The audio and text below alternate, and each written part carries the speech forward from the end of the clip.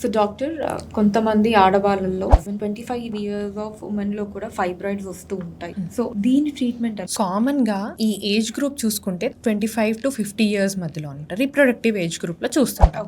So కొన్నిసార్లు early teenagers లో కూడా ఫైబ్రాయిడ్స్ అనేవి చూస్తుంటాం. 25 కంటే ఇంకా యంగ్ ఉమెన్ కి కూడా వస్తాయండి? ఉండొచ్చు, డిటెక్ట్ చేస్తున్నాము. ఇవన్నీ ఏంటంటే ఇందాక చెప్పినట్టు ఈ సెడెంటరీ లైఫ్ స్టైల్, ఈ జెనెటిక్ మ్యూటేషన్స్ కానీ ఎన్వైరన్మెంటల్ ఫ్యాక్టర్స్ ఇవన్నీ చూస్తే కనుక ఒక ఖచ్చితమైన ఏజ్ అనేది చెప్పలేం. సో ఏజ్ ఒక ఇమ్యూనిటీ లాగా కాదు. సో ఏజ్ వాళ్ళలోనన్నా చూసుకోవచ్చు. యూజువల్లీ ఏం చేస్తారు అని అంటే ఈ యంగ్ ఏజ్ పిల్లలు హెవీ బ్లీడింగ్ ఎప్పుడన్నా అయినా, పీరియడ్స్ పెయిన్ ఏమన్నా ఉన్నా ఇవన్నీ నార్మలేలే, యంగ్ ఏజే కదా, ఎఫెక్ట్ కాదు అని చెప్పి దీన్ని కొంచెం ఇగ్నోర్ చేయడం జరుగుతుంది. సో వీటి వల్ల ఏమవుతుంది, మళ్ళీ గ్రాడ్యువల్ గా అవి ఫైబ్రాయిడ్స్ పెరిగి సిమ్టమ్స్ అనేవి హెవీ అయినాక అప్పుడు వస్తుంటారు. అంతవరకు ఈ ఎనీమియా ఎఫెక్ట్ అవ్వడము, ఈ హెవీ బ్లీడింగ్, పెయిన్ కానీ, పెల్విక్ కంజెషన్ కానీ ఇవన్నీ ఇంప్రూవ్ అవ్వడం, ఇంక్రీజ్ అవ్వడం చూస్తుంటారు.